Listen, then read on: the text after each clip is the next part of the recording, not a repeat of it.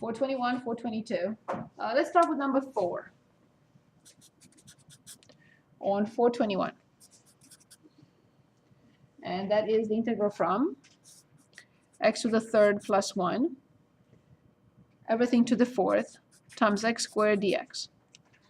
Notice that this is an indefinite integral, does not have limits of integration. And this is not the scientific way of thinking about it, but here's what would go through my mind when I see this, and when you give me this integral, say, okay, do whatever, find the function.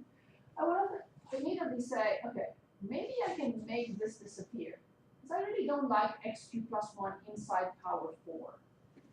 If this were x to the fourth, would have been much better, much nicer, right? But it's x cubed plus 1. So I'm going to say, let y be x cubed plus 1. I don't know at this point whether this is the best substitution or even if it works. It may not be the best, but if it works, it's still fine. I have no clue. What has to happen is I have to have dy in the problem.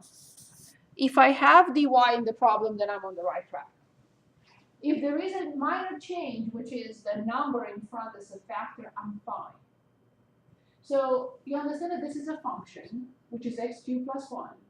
I'm finding the differential of y, which is f prime of x dx, f prime of x times dx. That's the differential of y. That's the definition of differential of y. dy is f prime of x dx. And now I'm looking at the problem, at the integral, and I see that x squared dx is there. I'm only missing a 3. That's not a problem. I can multiply and divide by 3, and that's 1. So now I do have, indeed, dy in the problem. And that's what I wanted. So I can move on to the new integral, which is 1/3, the integral from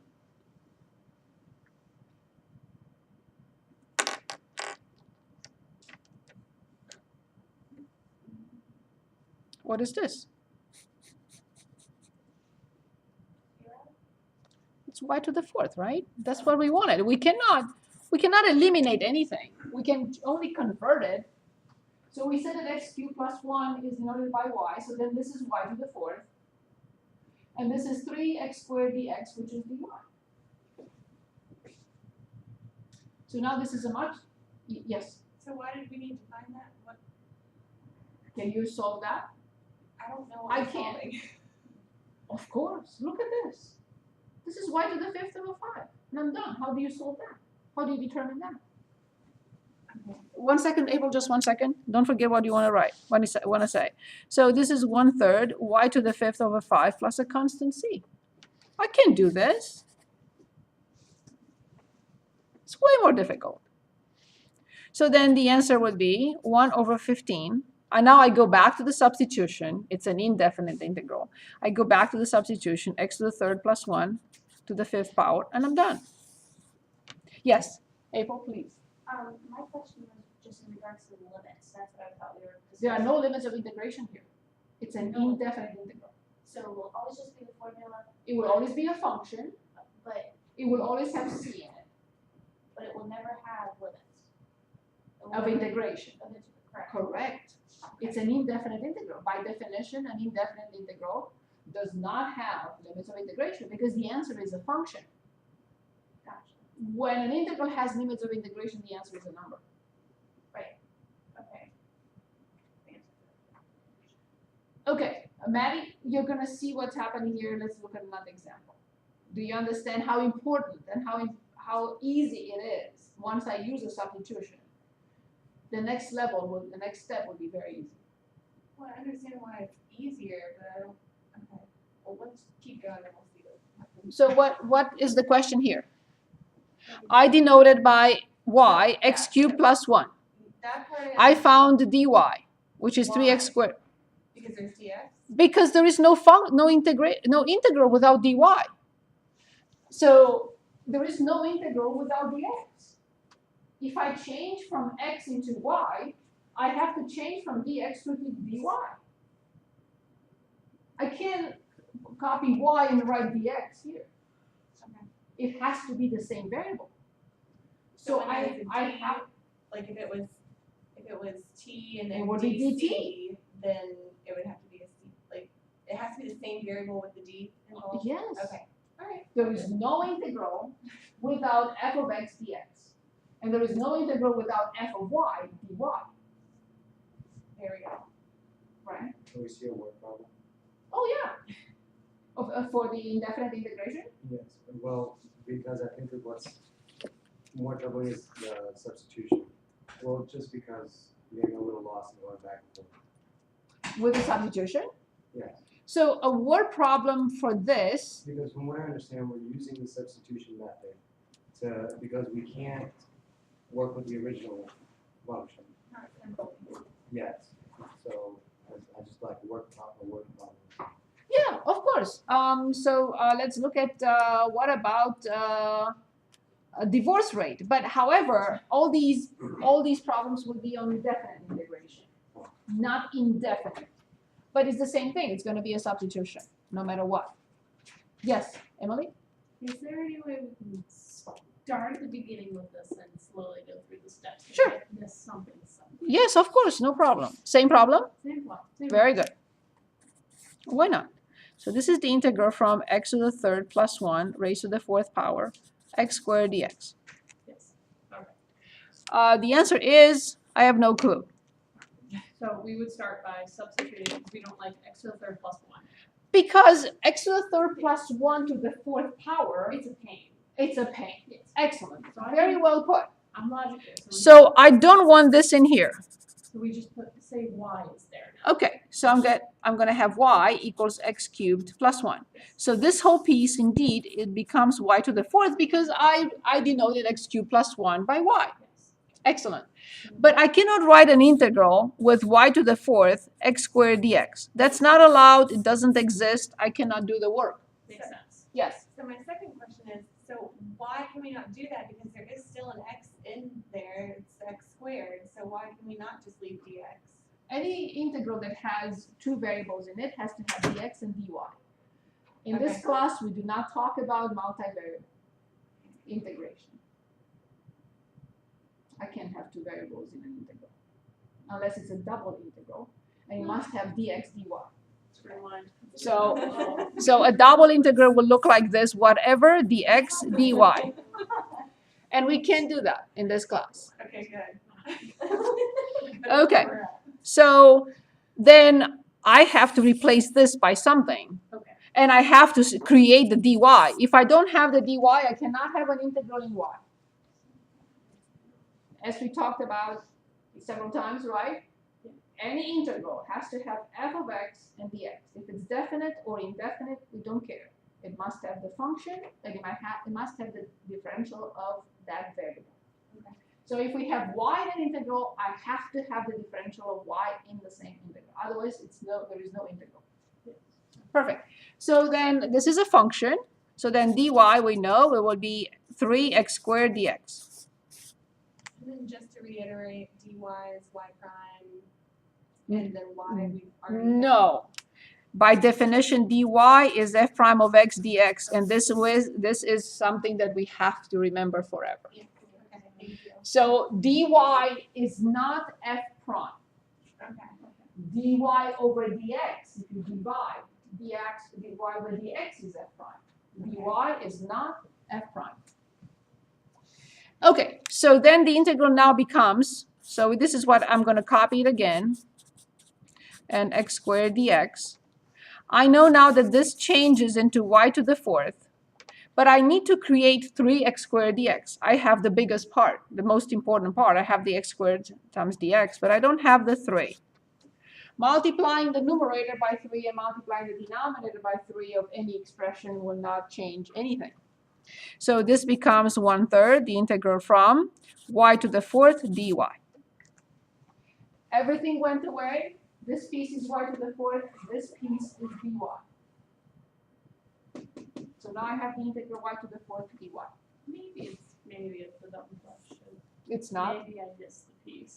Why did you choose 3 to multiply it to x squared? Because I don't have the 3. dy is 3 times x squared dx. I do not have the 3. She has everything but 3. So, but 3 is very easy to make up. Okay. But if you want me to make up an x, I really can't. But Right. if you want to if we need to make up a 3, it's very easy. And multiply and divide by 3. I cannot consider x squared dx as being dy. Okay. I need 3x squared dx to be dy. Okay. So therefore, this becomes 1/3 y to the 5th over 5 plus a constant c. But this is an indefinite integral, which means I have to go back to the original variable. So now I have to go back and replace y by what? The x to the 3rd plus 1. Yes, and now this is power 5 plus c. And this is the final answer. And for the indefinite integral, as we know, we can check. If you differentiate this, and you differentiate the starting point, the integral, you will get exactly what's in there, which is x to the 3rd plus 1 raised to the power 4, and that's it. Times the inner function prime, which is 3x squared, and you will simplify with 50. We can go and check. Do you want to check? So this is our conclusion. Our conclusion is that the integral from x to the 3rd plus 1 to the 4th times x squared dx is 1 over 15 x to the 3rd plus 1 to the 5th plus a constant c. In order to make sure that I'm correct, I can differentiate both sides. This is just to check. You don't have to do this. You're not asked to, but I would like to do it. So when we differentiate an integral, that's all that happens. The left-hand side is x squared, x cubed plus 1 to the 4th. When we differentiate an integral, the integral symbol and the x disappear. Now I differentiate the right-hand side. When I differentiate the right-hand side, I have 1 over 15 times 5 times x to the 3rd plus 1 to the 4th times the inner function prime. And now you see that these are going away. And I get exactly what I got on the left-hand side. Of course, x squared times x cubed plus 1 to the 4th. And that's how we check. And we can't, because it's an indefinite integral. For the definite integrals, if the answer is 5, how do I check? I don't have a way. Is this better? Ready? Is this better? We're moving on. Good. That's progress. Let's choose something else. So we will get to word problems, but I will not. I don't think we have any problem in which we are determining the function. Are we doing 1 through 30 on 421? We can go even through. We can even go through 86. But I'm looking to see if I can find.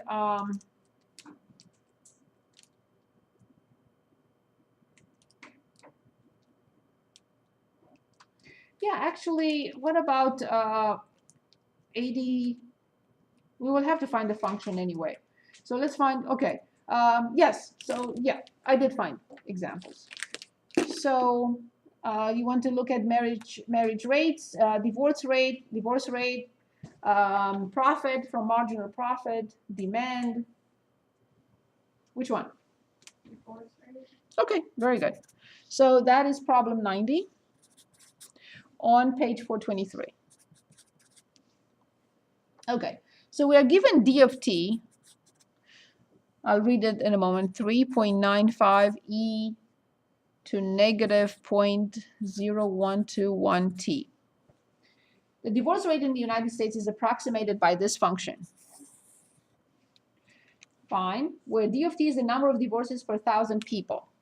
Number per 1,000 people. This is dt. D of t. T years after 2000. So t equals 0 represents the year 2000. Okay, find the total number of divorces per 1,000 people in the United States from 2000 to 2008, which is a definite integral. But let's find the function first, since we want to do that, right? So first, I think your power from the 0.01. Oh, I added a 1 in there. Thank you. It was very close to t, so I thought there was a 1 in there. Thank you. You're right. Very good. So DFT is a number of divorces per 1,000 people, which is a rate of change, right? So we want to find the function that gives us the divorces in general, not per, right, a rate of change. So then we will find d of t, dt, which is the integral, it's definite integral, 395 e to negative 0.012 t dt. So let's ignore the fact that they are really asking us to find the definite integral. Let's find the function first that gives us divorces for any year. Okay, obviously I'm going to put the constant in front, 3.95. And I don't like what I don't like. I would prefer the power to be just t. I don't like this number in there. So then what do you think I'm going to do? I'm going to give me any letter but t. Y. Perfect. I'm going to let y be. Negative 0.012. It has to be t. I will not name a constant a new letter, right? So I want this to be just x or just y or just w. I need to find dy because there is no integral without dy if I want to change into y. So negative 0.012 dt. But now I have the same situation. dy has a number in front of dt, which I don't have. So I'm going to multiply by this number and divide by this number. So I will put it right in here. Multiply by negative 0.012 and divide by negative 0.012. So I'll put it in front. This is out, this is out. And now can anyone give us what is inside here? Exactly. And not enough. Ever. Negative 0. Times dy. That was taken care of. Dy. This and this is dy together, right? So all this is dy. This becomes now e to y. All the numbers are outside. I don't care for them. And this is extremely easy now. What function prime is e to y? E to y. Exactly. So I have to calculate this. Let me calculate that. And that's the function that gives us, the divorces. So 3.95 by 0.012. So I got negative 329.167. E to y plus a constant c. However, what did I do? However, I have to go back and replace y. By what? Yeah, and that will be the function. So this is an application, and we change it into an application of for finding a definite integral. So then d of t, I have to call it differently because this was the rate. So how do you want to call it? Div of t. D of t is the derivative of div, and div is the function itself. Okay, so this is negative 329.167 e to negative 0.0121 t plus a constant c. And so that's what we're going to use to put between 0 and 8. And subtract. Yes. In other words, the definite integral. So now let's find a definite integral. We can use this or say, forget it, I don't want to use this. I will find the divorces between 2000 and 2008 as being the integral from 0 to 8 from d of t dt. So let's assume we don't have the function now. We change it into an application of an indefinite integral, and now we want to find the definite. We know the answer, but let's say we do it again, if that's what you would like to do. So this is the integral from 0 to 8. So see the difference, right? 3.95 times e to negative 0.012 t dt. Same idea. I don't really like all this. I want this to be just simple x or y or z or t, not t, or w, whatever, but not this number. So let's say this time w equals negative 0.012 t. I need to have dw because I'm changing this integral into something with dw. So the dw would be what? The differential of w is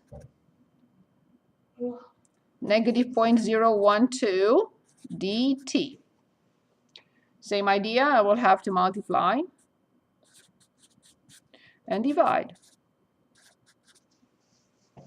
So then in front I have negative 3.95 over 0.012. And what do I have inside, right here? E to D, W, W. That's it. So the integral now from when t is 0, how much is w? 0. Perfect. When t is 8, I have no idea. So what is it? Negative 0.096. That's what I got. Good. So now the number in front, we already have it, right? Is that negative 329.167 and multiplied by e to w from 0 to negative 0.096.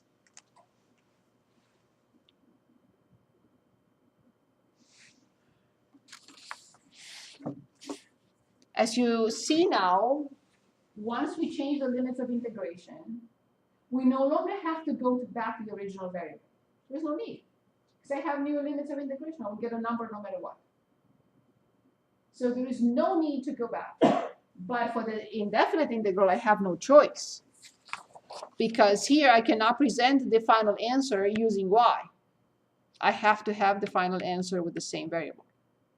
Because it's a function. But here it doesn't matter. I will never go back to the original variable. So the answer would be negative 329.167 e raised to this power minus e raised to 0. But how much is e raised to 0? 0. Careful, 1. So this is e to negative 0.096. Do not calculate step by step, put everything at once in the graphing calculator, so let's do that. It's still frozen. I'm not sure why.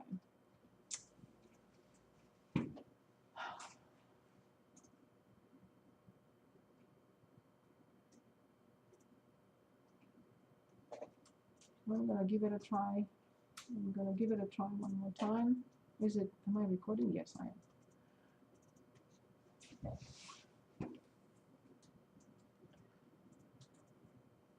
Oh, okay, good.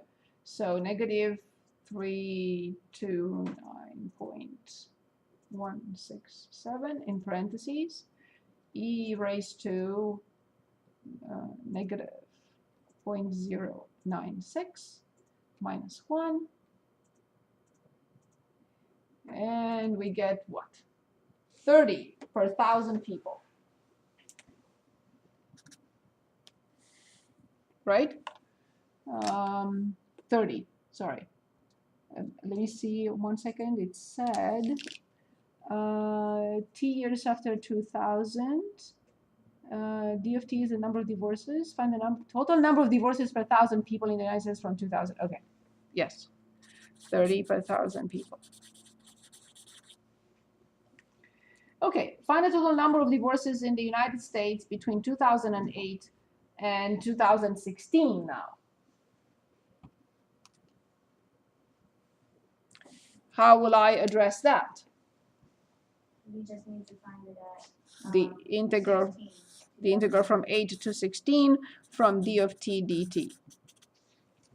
All I have to do is copy but change the limits of integration, because this is no longer, so now the original one would have been from 8 to 16.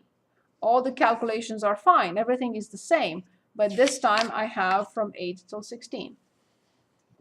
So this is still -3 to 9.167 times, or in parentheses, e to the 16th minus e to the 8th. Sorry, we have to multiply by this. So when t is 8, we already have the answer, but when t is 16. So the lower limit is -0.96. And what is the upper limit? We have to multiply by 16. -0.192. Yes, multiply by 16. Yeah, excellent. Very good. So it's -0.192. So let's go back to our calculations. I copied already everything. So I'm going to change this one. Oh, that one is the same. So I'm just going to change this one into e raised to -0.192. Okay.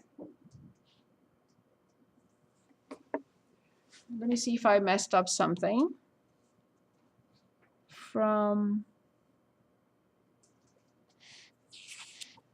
That's what happens when you want to cut corners and you shouldn't. So the integral from 8 to 16 from e to -0.012 t dt, and the number in front is 3.95. Okay. Because I reversed those, obviously. Something is wrong. Okay, so this is 3.95, and we already have e to w. This is divided by -0.012, which we already calculated. But now, the lower limit is -0.096, and the upper limit is -0.192. So these have to be reversed, or you change the negative in front. So obviously, this will be 27.37 per thousand. The sign is reversed. So that would be correct, but I have to reverse the sign. Because this is the upper limit and this is the lower limit. So I have to subtract from the upper limit, e to the upper limit, subtract e to the lower limit. So I changed this. Very good point. And I think we understand the difference, I hope now, between a definite integral and indefinite integral. Yes? Well, the word problem we just did was a definite integral. I changed it initially to a definite, but we are asked to find I changed it initially into an indefinite because we wanted to see how we determine the function. But the problem was all about a definite integral. It was asking us two things. What was what was d of t basically? What is the divorce rate per 1,000 people between the year 2000 and 2008? And the second part of the problem was between 2008 and 2016. Everything was the same, but the limits of integration this is the correct sequence. Yeah. And you'd only have that in a definite integral problem. There are no definite integrals without a limits of integration. It's mandatory, required. Yes. Okay, I think we should work on something else as the indefinite. Yes, April, you want to choose?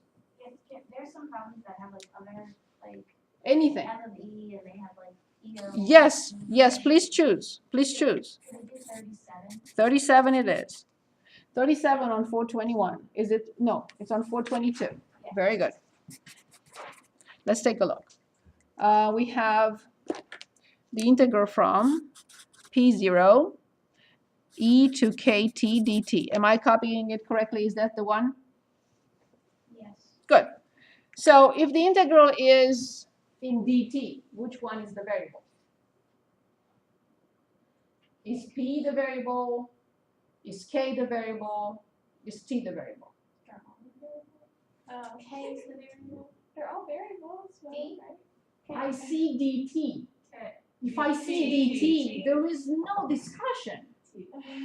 D. We don't know double integrals. We don't know triple integrals. We have no idea of that.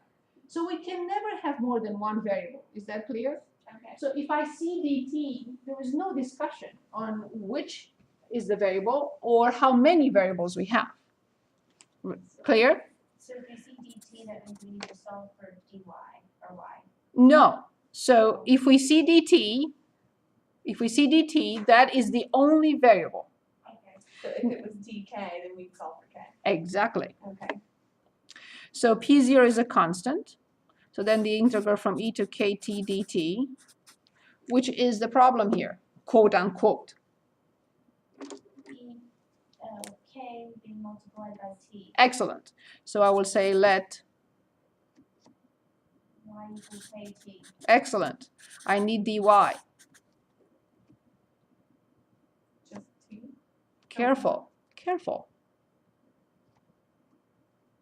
K. Exactly, dt. Of course, kt prime is k, right? Perfect. So look back, I don't have the k. But there is no problem. K is a constant. I can multiply and divide by that constant. So then, what do I get? I get P0 over k, and what else? The integral from? E to the y. Excellent.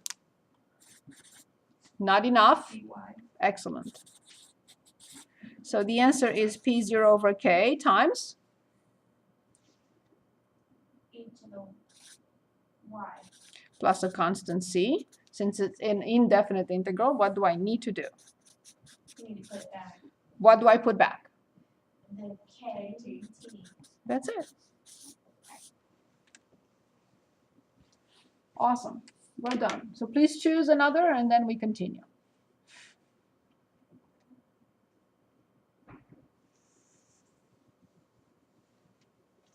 So Yes. why does dy or dt turn into the constant? dy. Or where do you get the plus c from? Sorry, that used to be the question. The most general antiderivative has a constant in it. Okay. Yes, this is the most general antiderivative. Now, if we have a constant, if we have a condition that says the function is 5 when t is 2, then I would be able to find c, and it will be a particular function. But otherwise, I have a family of functions whose derivative is p0 e to kt. I can have one function, I can have 5, I can have 3, I can have negative 1500, I can have millions. So you're just finding a general. That's the definition, yes. Okay. Of the indefinite integral, we have to find the most general function, yes, antiderivative of e to kt. Yes. Now, if we're given a condition, then we can determine that specific function. But if we're not given a condition, we always have to think in terms of a family of functions. Very good question. A family of functions whose derivative is p0 e to kt. Very good. Excellent. Would you like to choose anything else? April, is this clear? Yeah. Perfect. That actually is easy because there's no numbers and it's just all letters. Okay, very good. But remember, there is only one variable. Good. Would you like to work on anything else or we move on? Can we do 58? Yes, 58 is a definite, but that's fine. Not indefinite. Is that clear? Yeah. Because it has limits of integration. I'm fine. So we're not looking for an indefinite. That's fine. We want 58? But if we do an indefinite, that would be more like 42 then, right? Indefinite is anything that has no limits of integration. That's on that little. Yes. Also 79 through 86. 79 through 86 also do not have limits of integration. So which one are we working on? I'm sorry, can we do 40, 40? 40. Yes. Excellent. Very good. So that's the integral from 3x squared dx divided by 1 plus x cubed, everything to the 5th power. We've seen this before in a slightly different form, just a few minutes ago. It's a good, very good pick. So we want to get rid of the 1 plus x cubed. And Yes, have it because- dx. Yes, because if I want to do anything with this, this is really in the way. So we're like y equals 1 plus x. Very good. So y equals 1 plus x cubed. What else do I need immediately? Very good, which is 3x squared. not enough. Good. Remember, dy is not f prime. dy is f prime times dx. Are you with me, everyone? Good. So this is my dy. What is this? Y to the 5th power. So I have the integral from dy over y to the 5th. It couldn't be easier, right? Right. Because this is the integral from y to -5 dy, which is y to -4 over -4 plus a constant c. Or I want to change it. -1 over 4y to the 4th plus a constant c. I'm going to erase that. So 1 over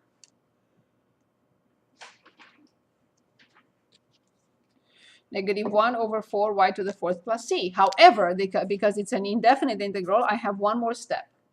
So 1/4 times 1 plus x to the, or x cubed. To the 4th plus a constant c. That's it.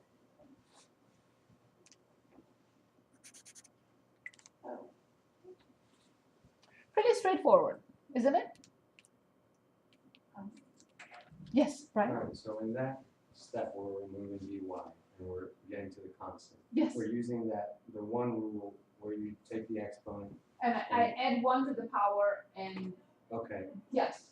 I feel, I wanna go back to the last problem, Yes. because when we were at the end there, and it was e to the y, with the y being kt, we didn't apply that rule, I think.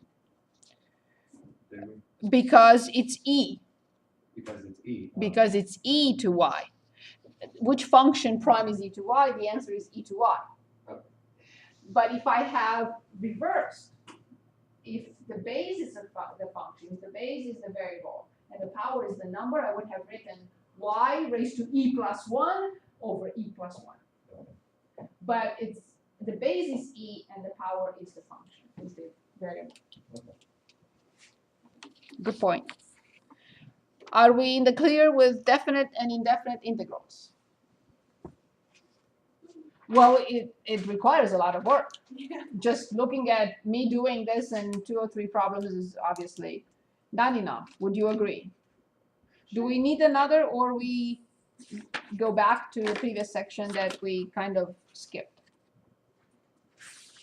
Which one did you skip? I'm sorry? Which one is it? 4.4. 4/4? Yes. We didn't choose problems. We didn't skip it per se, but we did not really choose problems from those. You have 7 on, 4/12, Which one? number 7? Yes. Well, we haven't done anything here. It's nothing is new, but we haven't really looked at any problem. Or So you absolute- want to start with number 7? Yeah, our absolute values treated differently. Okay. Okay, that's fine.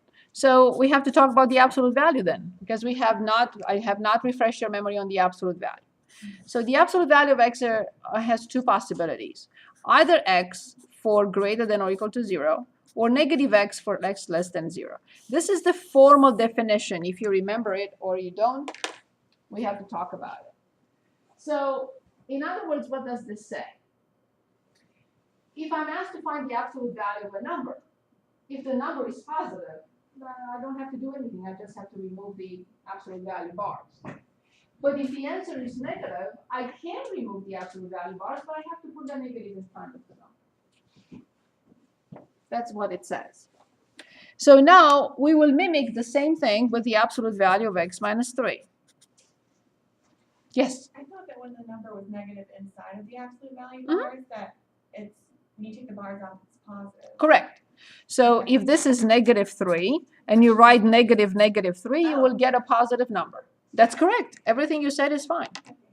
But writing it without knowing what the number is, I'll say for any negative number, I can replace this by the opposite of x in general.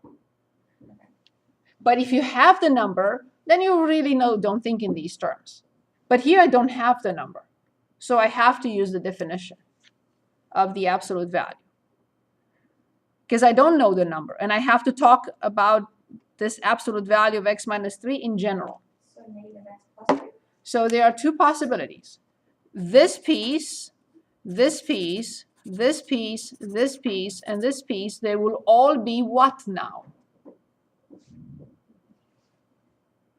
X minus 3. Exactly. This piece, x minus 3. This piece, x minus 3.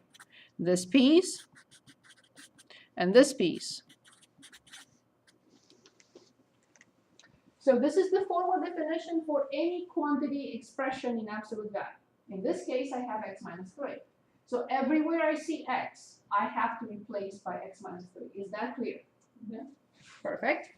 So now, further, this is x minus 3, 4. I have to solve this. X greater or equal to 3, or negative x plus 3 for x less than 3. Only now I am ready to find what Maddie suggested. She said, let's look at 7 on page 412. Perfect. So 7 points on page 412 is asking us to find the integral from 0 to 4 from the absolute value of x minus 3 dx. Now I have to be very careful. I was going to explain this property, but since Maddie chose a problem, I let her rule the world, and I said, okay. So now I will explain the property. Here it is. Here's the property we're going to use. I have 0 to 4, right? For numbers greater than 3, here is 3, I have, let's say, this function. For numbers less than 3, well, let's say I have this function. And I'm asked to find this area. How will I address it? Very simple. From 0 to 3, I will use this function. From 3 to 4, I will use that function. Because this piece is to the right-hand side of 3. And this piece is to the left-hand side of 3. So I cannot say from 0 to 4 from either one. I have to say from 0 to 3 from the one that is between 0 and 3, plus the area between 3 and 4 of the function that it represents to the right-hand side of 3. So can anyone dictate? So for 0 to 3, it will be x is negative x plus 3. To the left, exactly. Awesome. And from 3 to 4? It will be x minus 3. Exactly. Exactly. So this is a property of definite integrals. The integral from 0 to, or from a to b, is the integral from a to c from f of x dx plus from c to b from f of x dx. Do we understand why we cannot use just a particular function, one function from 0 to 4? Because there is one function between 0 and 3 and a different function from 3 to 4. And that's because x is equal to 3. No, that's because this function is broken in the middle into two pieces. This is a piecewise defined function.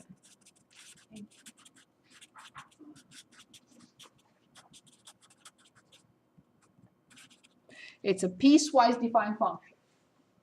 It's exactly x minus 3. We graphed these a long time ago. At the beginning of the class, we graphed these. So to the right-hand side of 3, I have to use this function. To the left-hand side of 3, I have to use this function. Okay, so then this will be negative x squared over 2 plus 3x from 0 to 3 plus x squared over 2 minus 3x from 3 to 4. Is this clear? So negative x squared over 2, right? When I differentiate this, I get negative x. When I differentiate this, I get 3. When I differentiate this, I get x. When I differentiate this, I get 3. Or negative 3. Is that correct? Agreed? All I have to do is plug in numbers. Luckily for me, I don't have to plug in 0.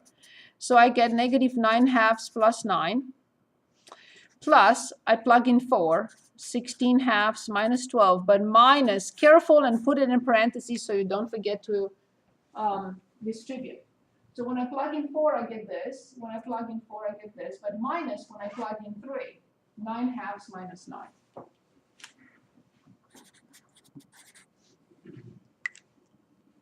And now I have to perform all these operations. So this is 8. So I have 9 halves. So this is 8 plus 9 is 17. 17 minus 12 is positive 5. Minus 9 halves and plus 9. So this is negative 18 halves, which is negative 9. So with this will go away. So the answer is 5. So this would be negative 18 halves, which is negative 9, plus 9 would be 0, so the answer is 5.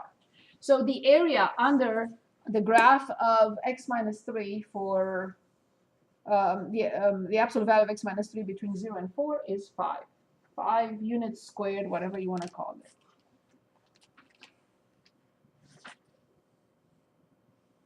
Any questions? Any questions?